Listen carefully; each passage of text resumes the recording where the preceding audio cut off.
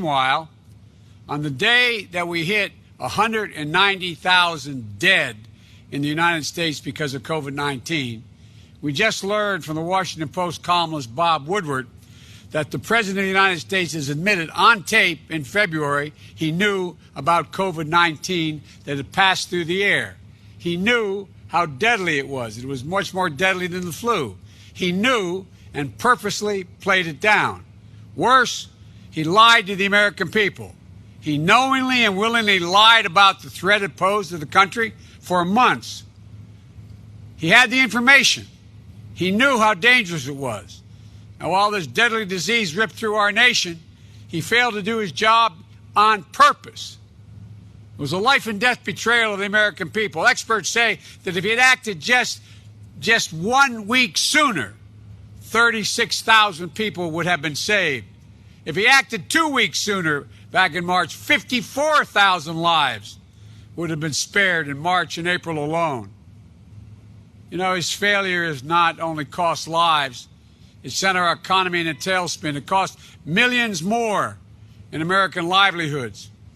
This is a recession created by Donald Trump's negligence, and he is unfit for this job as a consequence of it. How many schools aren't open right now? How many kids are starting the new school year the same way they ended the last one, at home? How many parents feel abandoned and overwhelmed? How many frontline workers are exhausted and pushed to their limits? And how many families are missing loved ones at their dinner table tonight because of his failures? It's beyond despicable.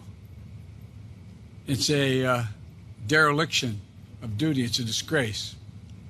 Even amid the daily scandals that Trump creates for himself, it truly doesn't get worse than this, because we now have proof that Trump not only knew about the devastating impacts of the pandemic, but knowingly downplayed the virus in his public statements to the American people. Now it's turning out it's not just old people, Bob. Just today and yesterday, some startling facts came out. It's not just older. Yeah, exactly. Young people, to plenty of young people. So what's going on give me a moment of talking to somebody, going through this with Fauci or somebody who kind of, it caused a pivot in your mind, because it's clear just from what's on the public record that you went through a pivot on this to, oh my God, the gravity is almost inexplicable and unexplainable. Well, I think, Bob, really, to be honest with you, sure, I want you to. I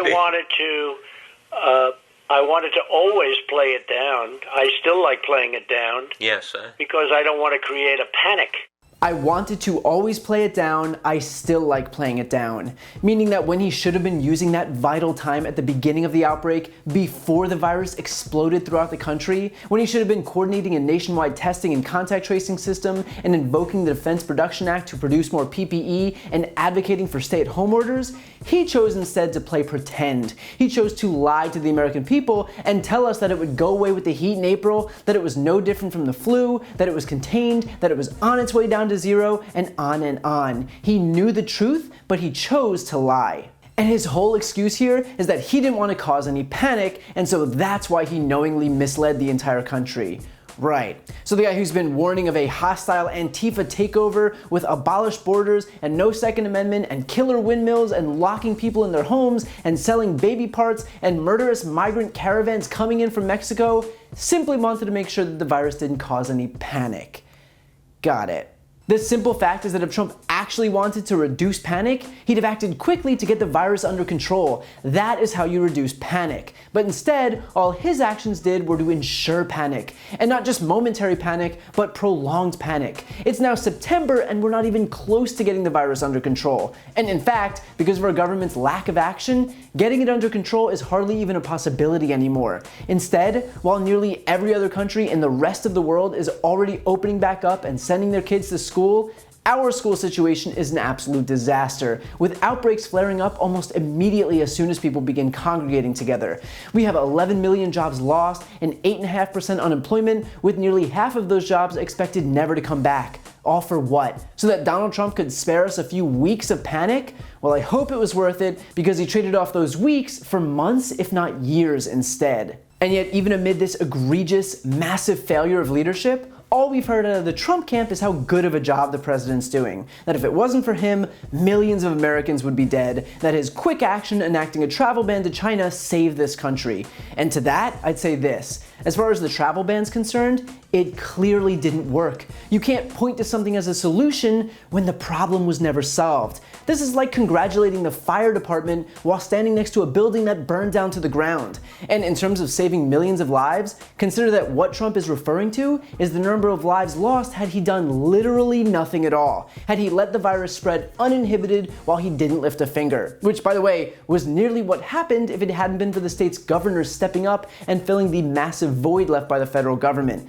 And yet still, the fact that Trump thinks not doing nothing is cause for us to throw him a parade goes to show just how low he set the bar for the federal government since he's become president. And yet, despite these revelations, keep an eye on Trump, because you'll notice that he's still not gonna change. He'll continue to pretend that he responded perfectly and that he did the most that anyone could ask for. He'll continue to carry on without a plan. He'll continue to diffuse responsibility onto everyone else. And that's with an election coming up. So just imagine how bad it would be if he wins in November and he's not accountable to anyone. Meaning that the only way to solve this virus is to vote him out of office and elect Joe Biden. While you're here, please subscribe to my podcast, No Lie with Brian Tyler Cohen, where I take a deeper dive into the week's biggest stories and interview major players in the world of politics, like Kamala Harris, Adam Schiff, Katie Porter, Nancy Pelosi, Cory Booker, Eric Swalwell, and many more. Again, that's No Lie with Brian Tyler Cohen, available anywhere you listen to podcasts.